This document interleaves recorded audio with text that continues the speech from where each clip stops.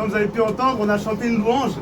Effectivement, c'est clair, on n'est pas des chanteurs professionnels, mais il y a une chose, au moins je pense qu'on peut nous accorder, c'est le fait de ne pas avoir honte du Seigneur en tout temps, en tout lieu, en toutes circonstances. Car l'amour, normalement, nous conduit à assumer les personnes qu'on aime. Et si on aime le Seigneur, j'invite tout à chacun à pouvoir le louer, le glorifier, l'exalter et lui dire qu'on l'aime en tout temps et en toutes circonstances. Des fois on dit qu'on aime le Seigneur, mais des fois on a honte de parler de lui. Alors que moi, si j'aime ma femme, je n'ai pas honte de parler de ma femme, dans n'importe quelle situation. Même si elle fait des bêtises, je n'ai pas honte de parler d'elle. Pourquoi? Parce que c'est ma femme et je l'aime. Et le Seigneur, lui, ne fait jamais de bêtises. Le Seigneur est parfait. Et je n'ai pas honte de le louer et je n'ai pas honte de l'adorer. Maintenant, ce que j'aimerais simplement dire aujourd'hui, j'aimerais simplement rappeler quelques-uns des 10 commandements. Parce que je pense que tout le monde dit qu'on essaie de marcher dans les 10 commandements, mais peu les connaissent par cœur. Je vais en citer quelques-uns afin de vous amener quelque part. Le premier des commandements, c'est aime Dieu de tout ton cœur, de toute ton âme et de toute ta force. Le deuxième commandement, c'est aime ton prochain comme toi-même. Il y a un autre commandement qui dira tu ne tueras point. Un autre commandement qui dira tu ne voleras point. Ça, ce sont les 10 commandements. Maintenant, quand on aime le Seigneur, on essaie de suivre ces 10 commandements. Parce que les commandements, ça nous amène quelque part. Celui qui suit les 10 commandements, forcément, il a beaucoup de chances d'aller au paradis. Alors que celui qui ne les suit pas, il a plus de chances d'aller dans un autre endroit où Dieu n'est pas. Mais j'aimerais vous dire quelque chose. L'année dernière, j'ai appris quelque chose et j'ai compris que si Dieu a 10 commandements, ben laissez-moi vous dire que le diable aussi a 10 commandements. C'est un fait. Si Dieu a dit aime ton prochain comme toi-même, l'un des 10 commandements de l'autre, ce serait n'aime pas ton prochain comme toi-même. Si l'un des 10 commandements c'était que tu ne tueras point, les 10 commandements de l'autre, ce serait tu tueras. Si les 10 commandements disent tu aimeras Dieu de tout ton cœur, de toute ton âme, de toute ta force, l'un des autres 10 commandements de l'autre serait tu n'aimeras pas Dieu de tout ton cœur, de toute ton âme, de toute ta force. Et quand on prend le commandement tu aimeras ton prochain comme toi-même, et quand on prend l'inverse, on comprend qu'en fait, quand on est raciste des Noirs, raciste des Chinois, raciste des Arabes, raciste des Sri Lankais, raciste des Français, en fait, on est dans le contraire d'un des 10 commandements, on n'aime pas son prochain comme soi-même. Donc en fait, le racisme est un commandement pas de Dieu, mais un commandement de l'autre. Alors j'ai compris que toutes les personnes qui sont racistes, forcément, ce sont des personnes qui se ferment eux-mêmes le paradis. Pourquoi? Parce qu'au lieu de choisir les 10 commandements, ils choisissent les 10 commandements de l'autre. Et là, je vous laisse à tout un chacun le fait de réfléchir pour savoir quels sont les commandements vraiment que vous choisissez. Est-ce que dans votre conscience, est-ce que dans votre vie de tous les jours, vous choisissez les 10 commandements de Dieu ou est-ce que vous choisissez les autres 10 commandements? Je laisse tout un chacun le fait de réfléchir. Et quand on arrive à la conclusion que malheureusement, on a marché dans d'autres 10 commandements, la chose que nous devons faire, c'est nous repentir. Or, il y a plusieurs dans cette ligne H, j'en suis sûr si on fait un sondage, malheureusement, qui ne se sont pas repentis. Alors mon message s'adresse à toutes les personnes qui sont dans cette ligne H. Repens-toi, parce qu'un jour, tu rencontreras le Seigneur. Les Blancs, les Noirs, les Chinois et les Arabes rencontreront le Seigneur tôt ou tard. Et je pense qu'aujourd'hui, les temps dans lesquels nous sommes, ce sont des temps de grâce. J'aimerais toucher à un sujet d'actualité. Tout le monde a entendu parler du coronavirus. C'est quelque chose que l'on entend matin, midi, soir à la radio. C'est quelque chose que l'on entend matin, midi, soir à la télé. Quand tu prends les journaux, tu vois quoi? Le coronavirus. Et ce coronavirus, c'est un virus qui tue des gens. Et quand je réfléchis à où il a commencé, ben c'est en Asie.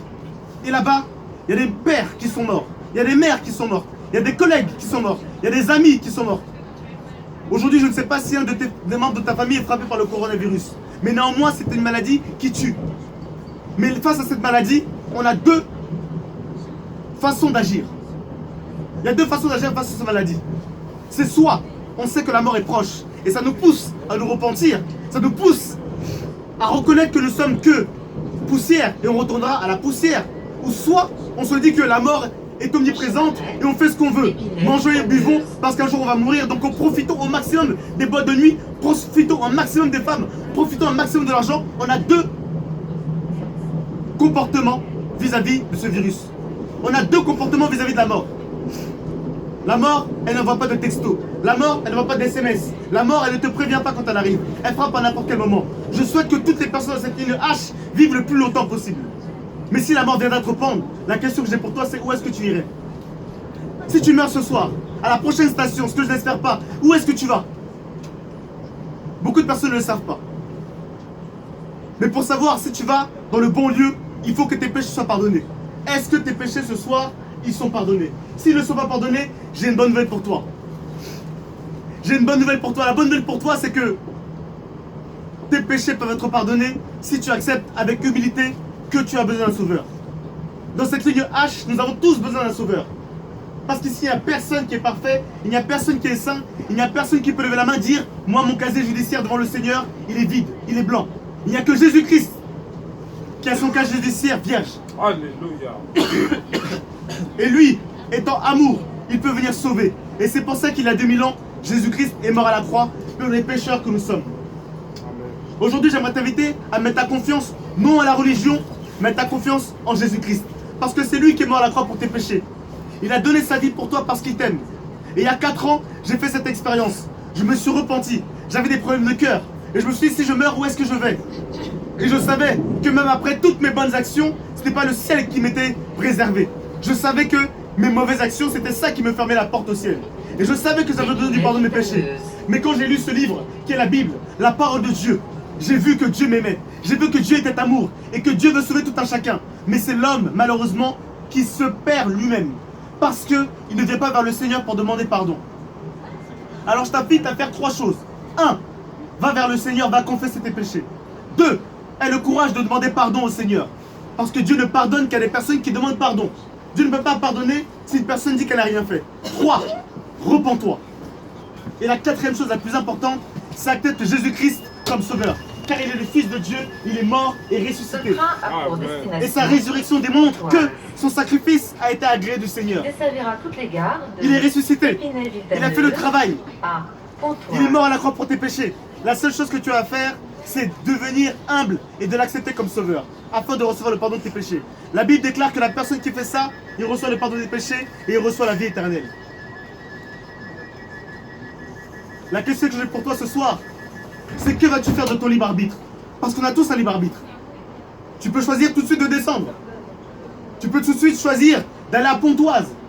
Tu peux choisir aujourd'hui tout de suite d'aller à Gare du Nord. Comme tu peux choisir tout de suite de te repentir. Mais l'homme et la femme qui passent toute cette vie sur cette terre, 60 ans, 80 ans, 70 ans sans se repentir, malheureusement, ils passent à côté de l'essentiel. Oui, tu as eu un bon travail, c'est bien. Oui, tu as été belle, c'est bien. Oui, tu as été beau, c'est bien. Oui, tu as amassé des richesses, c'est bien. Mais est-ce que c'est cela qui va te donner l'accès au paradis? Je ne pense pas qu'ici je parle à des SDF. Tout le monde a un chez soi. Je m'appelle Jean. Si tu ne m'invites pas chez toi, je ne peux pas venir parce que tu n'ouvres pas la porte. De la même manière que le paradis, c'est la demeure de Dieu. Et pour que rentrer dans ce paradis, il faut que tu aies fait la paix avec ton Créateur. Parce qu'on a tous un Créateur. Et j'aimerais parler aussi aujourd'hui à toutes les personnes qui ne croient pas au Seigneur. C'est ton libre arbitre. Mais la question de l'origine bloque tout le monde. Parce qu'à l'origine, il faut bien quelque chose pour que les choses puissent se créer. Si je prends une bombe et que je la jette dans une ville et qu'elle explose, jamais la ville va bien s'arranger. L'explosion ne vient que détruire. Mais on nous fait croire que le Big Bang est la première explosion qui vient tout arranger sans être une explosion qui a été contrôlée d'abord. Le Seigneur a tout créé. Il a dit que le monde soit et le monde fut. Alors peut-être qu'il y a une explosion, je ne sais pas. Mais néanmoins, le Seigneur, il est au contrôle de tout. Parce qu'au tout début, il y avait bien quelqu'un. Parce que même pour qu'il y ait une explosion, il faut qu'il y ait quelque chose à la base. Et si tu dis que des pierres ou des atomes, de choses de ce genre, se sont assemblés pour exploser pour un jour, créer le Big Bang, ben il faut bien qu'il y ait une matière au début. Et la matière, elle se crée. La matière ne s'invente pas comme ça. La matière est une source. Et c'est Dieu qui crée la matière. Parce qu'il a créé le ciel et la terre. La terre est faite de matière. Je t'invite simplement à te repentir et à accepter le Seigneur. Et si tu as été déçu de Dieu en 2019, je t'invite à essayer le Dieu que j'ai trouvé, Jésus-Christ. Parce qu'il répond aux prières, de façon pratique. Prends ton téléphone, si tu as un téléphone, fais le 18, appelle les pompiers, je peux te garantir à 100% qu'ils viendront. Parce que c'est le bon numéro de téléphone.